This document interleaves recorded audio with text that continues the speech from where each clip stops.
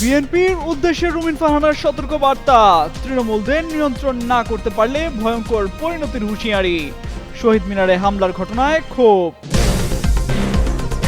খুলছে আওয়ামী লীগের একের পর এক কার্যালয়, স্লোগান দিয়ে পতাকা উত্তোলন। ময়মনসিংহে আগুন দিয়েছে এনসিপির বিক্ষুব্ধ নেতাকর্মীরা।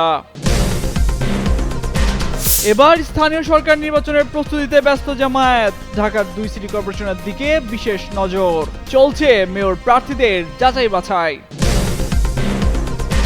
রোজার মধ্যেই সংরক্ষিত নারী আসনে নির্বাচনের পরিকল্পনা ইসির। 35 থেকে 36 আসন পেতে পারে বিএনপি। হেভিওয়েট নেত্রীদের দৌড়ঝাঁপ শুরু।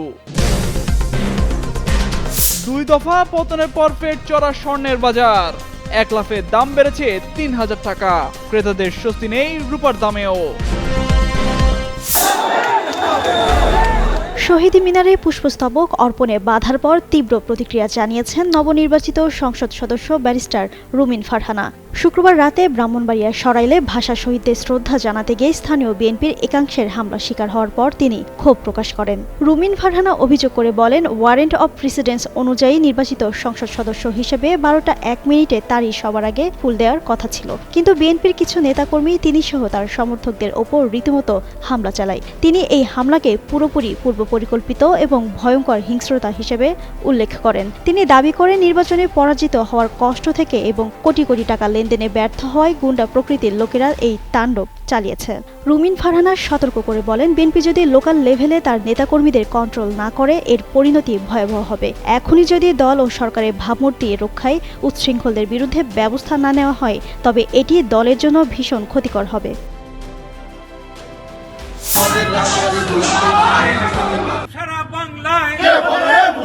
পুলিশ প্রশাসন ব্যর্থ হতে পারে, কিন্তু বঙ্গবন্ধু সৈনিক ব্যর্থ হতে পারে না। নির্বাচনের পরপরই কার্যক্রম স্থগিত আওয়ামী লীগের একের পর এক কার্যালয় খুলে উত্তোলন করা হয়েছে পতাকা, দেয়া হয়েছে জয় বাংলা, জয় বঙ্গবন্ধু ও দলীয় নানা স্লোগানও। পাশাপাশি নিষিদ্ধ সংগঠন ছাত্রলীগ ও যুবলীগের কার্যালয়ে চলে একই রকম কার্যক্রম। এর প্রতিরোধ হিসেবে আওয়ামী লীগের দলীয় কার্যালয়ে উদ্বোধনী স্লোগানের পর আগুন ধরিয়ে বিক্ষোভ করেছেন জাতীয় নাগরিক পার্টির এনসিপির নেতাকর্মীরা। শুধু তাই নয়, দেশের বিভিন্ন অঞ্চলেও কার্যালয় খুলে কার্যক্রম চালিয়েছে আওয়ামী লীগ। এদিকে ময়মনসিংহে তারাকান্দা বাস স্ট্যান্ডে আওয়ামী লীগের দলীয় কার্যালয়ে উদ্বোধনী স্লোগানের পর আগুন ধরিয়ে বিক্ষোভ করেন এনসিপি যুবশক্তি নেতাকর্মীরা। এ সময় তারা আওয়ামী লীগ বিরোধী বিক্ষোভ মিছিল করেন।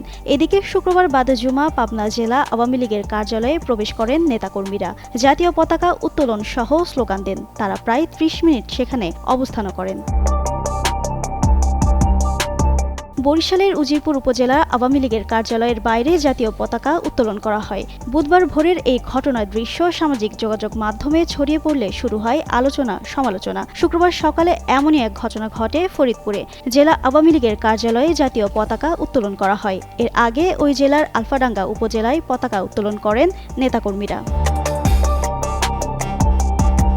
অন্যদিকে রাজশাহীর তানোরে আওয়ামী লীগের একটি কার্যালয় খোলার পর ইফতার পার্টির আয়োজন করেন নেতাকর্মীরা। বৃহস্পতিবার সন্ধ্যায় উপজেলার কলমা ইউনিয়নের দরগাডাঙ্গা এলাকায় কার্যালয়ে খিচুড়ি রান্না করে ইফতার বিতরণ করা হয়। আর এই ঘটনার একটি ভিডিও সামাজিক যোগাযোগ মাধ্যম ফেসবুকে ছড়িয়ে দেন কর্মীরা।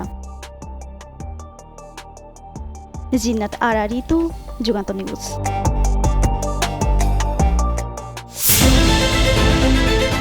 স্থানীয় সরকার নির্বাচনের প্রস্তুতি শুরু করেছে সংসদের বিরোধী দল বাংলাদেশ জামায়াত ইসলামী। উপজেলা চেয়ারম্যান, পৌরসভার মেয়র এবং ইউনিয়ন পরিষদের চেয়ারম্যান পদে আগেই প্রার্থী ঠিক করেছে দলটি। সিটি কর্পোরেশনের মেয়র প্রার্থী বাছাইয়ের কাজ শুরু হবে শিগগির। বিশেষ করে রাজধানী ঢাকার 2 সিটি কর্পোরেশনে জয়ী হওয়া জামায়াতের প্রধান লক্ষ্য। জানা গেছে, রমজানের পর সিটি কর্পোরেশন নির্বাচন হবে তা ধরে নিয়ে ত্রয়োদশ জাতীয় সংসদ নির্বাচনে 77 আসন পাওয়া জামায়াত জোট প্রস্তুতি শুরু করেছে। গত বছরের জানুয়ারি থেকে পরের কয়েক মাসে ঢাকার 2 সিটির 129টি ওয়ার্ডে সম্ভাব্য কাউন্সিলর বাছাই করছে জামায়াত। এই নেতারা তখন থেকেই ওয়ার্ড পর্যায়ে ভোটের প্রচারণা চালাচ্ছেন। সংসদ নির্বাচনের সময়ও নিজেদের প্রচার চালান তারা। জামায়াতের জাতীয় নির্বাচন পরিচালনা কমিটির সদস্য সচিব ছিলেন দলের সহকারী সেক্রেটারি জেনারেল আব্দুল হালিম।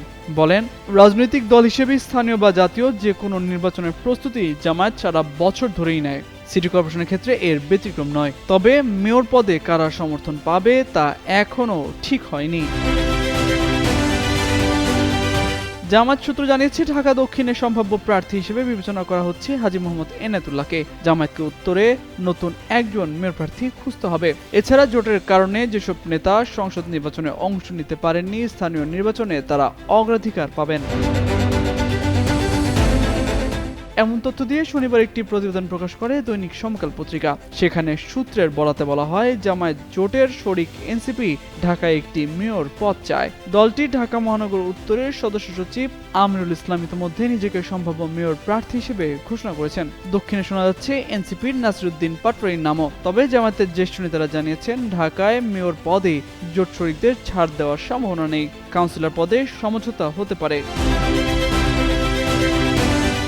জামায়াতের নায়েবে আমির ডক্টর সৈয়দ আব্দুল্লাহ মোহাম্মদ তাহের গণমাধ্যমকে বলেন, স্থানীয় নির্বাচনগুলো সুষ্ঠু করতে জুলাই সনদ অনুযায়ী রাষ্ট্র কাঠামোর সংস্কার করতে হবে। সংস্কার হলে জামায়াত অবশ্যই নির্বাচনে অংশ নেবে। রাজনৈতিক দল হিসেবে ভোটের জন্য প্রস্তুত বলেও জানান তিনি। তামজিদ মির্জা, যুগান্তর নিউজ। দেশের স্বর্ণবাজারে আবারও দাম বাড়ল। টানা 2 দফা পতনের পর বাংলাদেশ জুয়েলার্স অ্যাসোসিয়েশন বাজুস নতুন মূল্য নির্ধারণ করেছে। এতে স্বর্ণ ও রূপার দাম উভয়ই বেড়েছে। শনিবার সকালে এক বিজ্ঞপ্তিতে এই তথ্য জানিয়েছে বাজুস। এদিন সকাল 10:15 থেকে নতুন দাম কার্যকর হবে। নতুন দাম অনুযায়ী 22 ক্যারেটের প্রতি ভরি স্বর্ণের দাম 2,58,824 টাকা নির্ধারণ করা হয়েছে, যা আগের দামের তুলনায় 3,266 টাকা বেশি। 21 ক্যারেটের দাম 2,47,102 টাকা। 18 ক্যারেটের স্বর্ণের দাম 2,11,760 টাকা এবং সনাতন পদ্ধতি স্বর্ণের দাম 1,73,327 টাকা। বাজুস জানিয়েছে, তেজাবি বা পিওর স্বর্ণের বাজার মূল্য বৃদ্ধির কারণে নতুন দাম কার্যকর করা হয়েছে। স্বর্ণের সঙ্গে সরকারি 5% ভ্যাট এবং বাজুস নির্ধারিত 6% ন্যূনতম মজুরি যুক্ত হবে। এদিকে রূপার দামও বেড়েছে। 22 ক্যারেটের প্রতি ভরি রূপার দাম এখন 6,707 টাকা। চলতি বছরে দেশের বাজারে স্বর্ণের দাম 31 বার সমন্বয় করা হয়েছে, যার মধ্যে 19 বার বেড়েছে।